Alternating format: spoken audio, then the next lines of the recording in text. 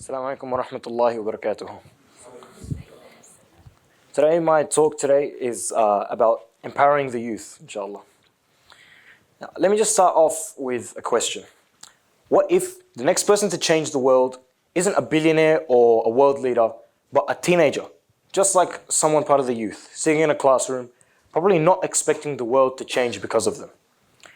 This may sound like a bold statement, but believe it or not, it's already happening, and mind you, it has happened around the globe. In 2020, during the early chaos of the pandemic, a 17-year-old kid named Avi Schiffman saw a problem. People couldn't access reliable COVID-19 information. So what did he do? He built a website from his bedroom that tracked global cases in real time. Mind you, this is before most governments had even figured out how to react. His site went completely viral, helping over 30 million people stay informed about the pandemic. He wasn't a politician. He wasn't a tech CEO. He wasn't even an adult yet. He was just a student with Wi-Fi and a sense of urgency and a mindset that said, if no one else will do it, then I will. This is just one example of many showing the true power of the youth, a combination of urgency, clarity, creativity, and fearlessness that the world desperately needs right now. And today, I want to show you why empowering them isn't just a nice idea. It's in fact essential for political progress, social justice, and technological innovation, all for the future that we share together. Now, let's start off with the biggest barrier that the youth face nowadays, the stereotypes about the young people.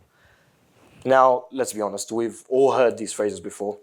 The new generation, they're lazy. The new generation, they're glued to the phones. They don't care about the real world. They're addicted to technology, everything. I've heard it myself from my own family.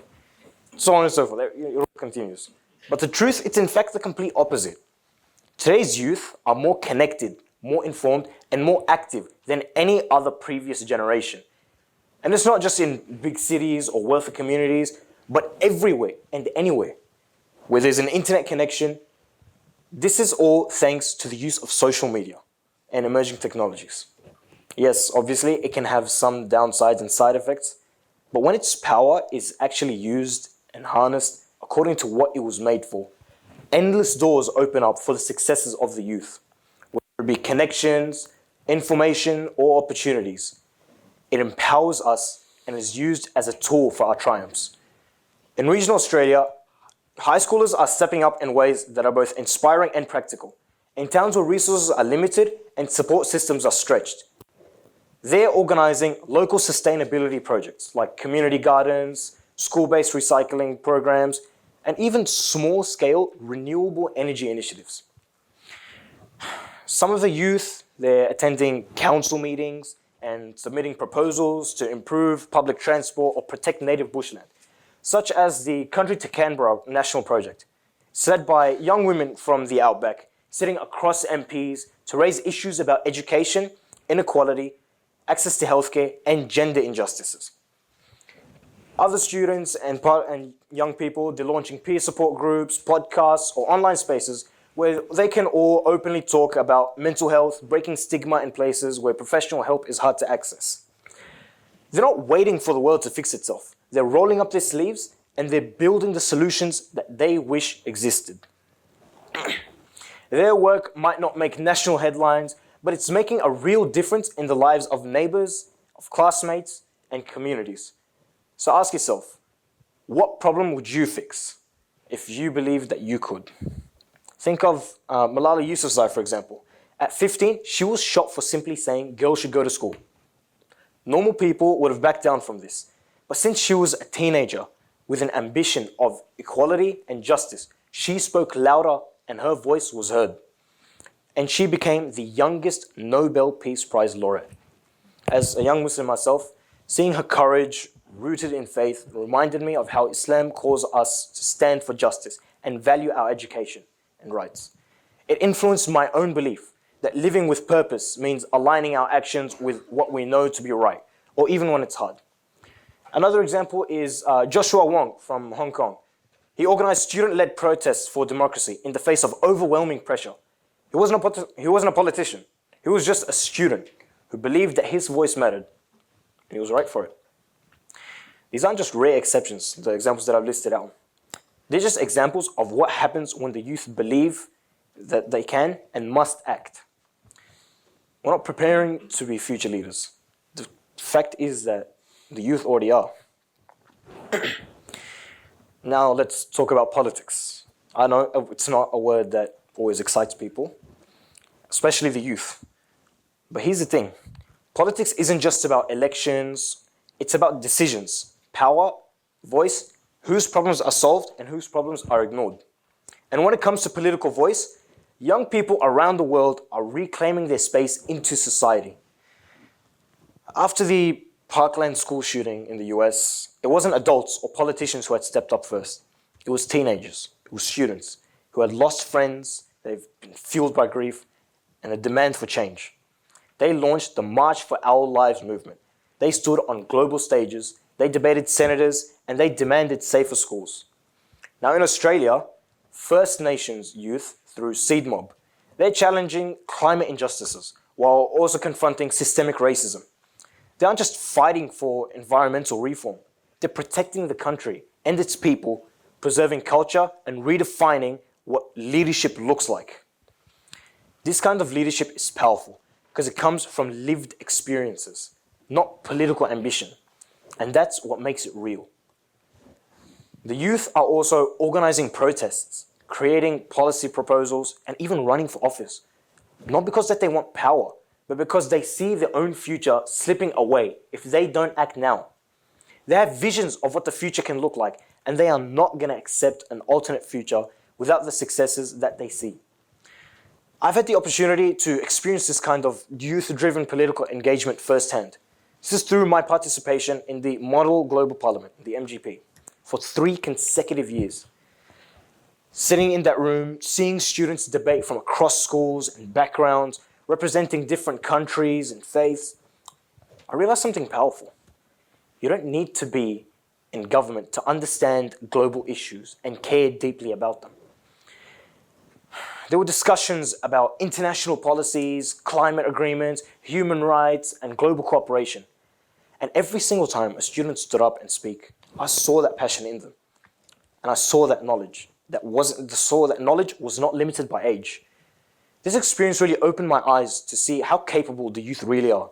And when given an opportunity, it reminded me that even simulated events like this can prepare us to step into the real ones. It made me believe even more strongly that if the youth were more involved in shaping policy, the world wouldn't just be different, it would in fact be better. They're not just apathetic, the youth. They're just tired of being excluded from decisions that don't shape our lives. They don't consider our own perspective or point of view on the world. We're not here to tear things down. We're here to build something better. And that means you, the youth, not someday, but right now, can be part of a better future. Whether it's writing, organizing, volunteering, or just speaking up. Your efforts matter. Now, if politics is about voice, then innovation is about vision. And young people are in fact leading in both. We've grown up with technology at our fingertips. And we're not just consumers of tech. We're creators, troubleshooters, dreamers, and problem solvers. We use our technology for the sake of creating something meaningful, and building connections to others who are like-minded to us, to collaborate and solve these problems as one.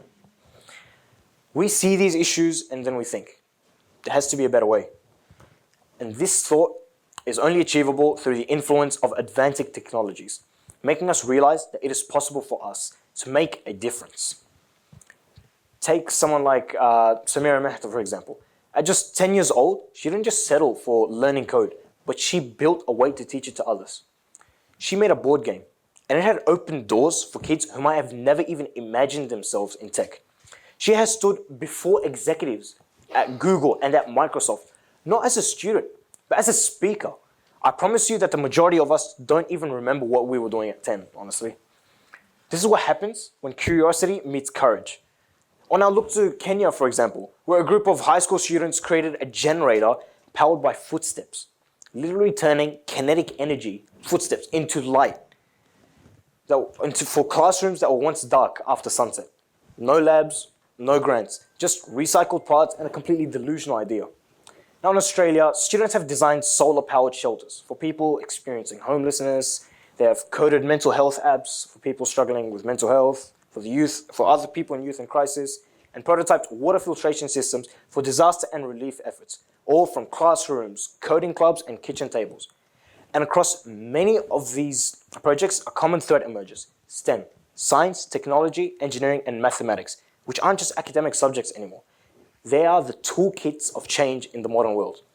Personally, being involved in STEM has shifted the way that I see problems. It's shown me that real impact comes from knowledge. It comes from turning knowledge into service. For me, STEM isn't just about logic and equations. It's about purpose, impact, and solving real problems with sincerity. I've had the privilege to experience this kind of hands-on innovation myself through the participation in the first robotics program in Unity Grammar.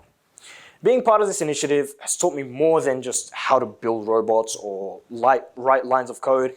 It showed me what collaboration, resilience, and real-world problem-solving looks like. We aren't just building robots or making random projects. We were building mindsets, leadership, and purpose. And it had deepened my love for STEM and helped me see how technology can serve in communities in meaningful ways. We're not just learning technology, we're using it to tackle the problems that we have failed to solve. I'll give an example of a project that I made in collaboration with my team in this initiative. It was a water filtration system that had recycled used paint water into clean, drinkable water that could be used as perfectly normal. You don't need $1 million lab or a PhD to innovate. All you need is curiosity, courage, and the willingness to start with what you have. Real innovation comes from passion, purpose, and the belief that things can be better, even when resources are limited. And what drives the youth forward isn't their creativity. It's the resilience, the mindset, the refusal to settle, and the drive to try again. It's one of the most powerful forces that the youth have. But when they innovate, they're not chasing a profit. They're responding to need with urgency and empathy. Steve Jobs put this in the best way. The ones who are crazy enough to think that they can change the world are in fact the ones that do. The adults often ask, but do you have enough experience? And the youth's reply to them is, do you have enough imagination? Now, none of this means that the journey to success is easy. In fact, for many of the youth, it's filled with resistance, doubt, and barriers. Just like I had mentioned before about the common stereotypes that we've all heard about. We're always told that we're too young to understand or that we shouldn't speak on things that we don't know enough about. But here's the truth. The youth actually do know. Because we're actually living in it. The problems, the solutions, everything. We experience the effect of climate change in our society. We feel the pressure of rising costs, mental health struggles, and cultural tensions every single day. We see the gaps in the education. We see the flaws in healthcare and all the cracks in the system. And while we don't have all the solutions yet, we're definitely eager to find them. And I promise you that one day we will. One day or the next. What we need is for people to stop treating our age as a liability and start recognizing it as a strength. Because if we're old enough to suffer from the world's problems, then we're definitely old enough to help fix them. This is what Martin Luther King Jr. says. Our lives begin to end the day we become silent about the things that matter. This quote perfectly pinpoints the way we are restrained. Just because we're the newer generation and that the assumption saying that we don't have a proper understanding of this world, I'm standing here clearly proving that this world is our arena for the youth. And we're the ones that are battling in it against all of the common emerging problems that we face.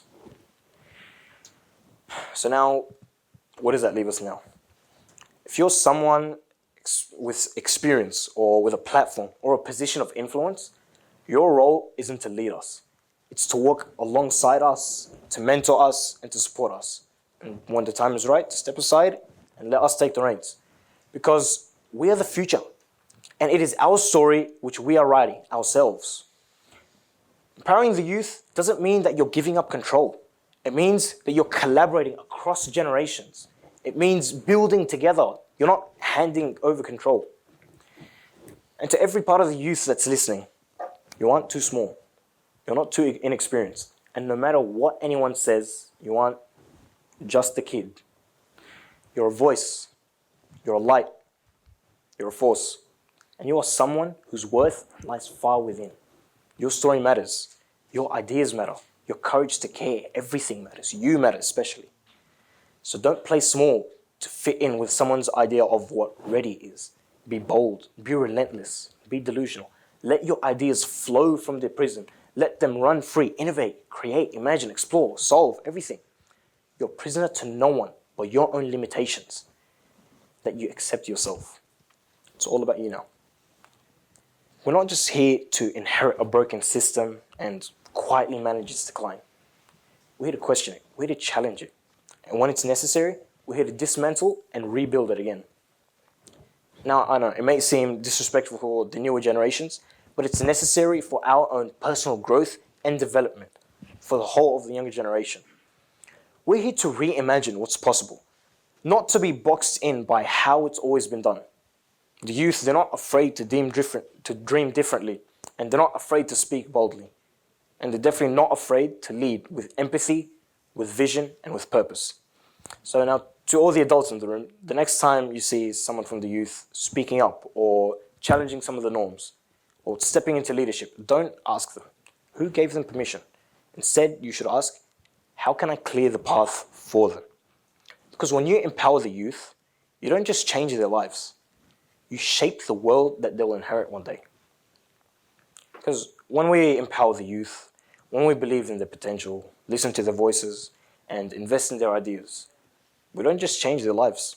We change the future of our communities as a whole. We change the direction of our world and what the word leadership even means. And if you still think that the youth are too young to lead, just remember, their age doesn't define their impact. Their purpose does. And now I'll end off with one last quote made by myself personally. To every young person that's listening, if you ever feel small or stuck or unheard, then remember this quote that I live by. The prison of insignificance is only made with the bars of limitations that we set upon ourselves. Thank you.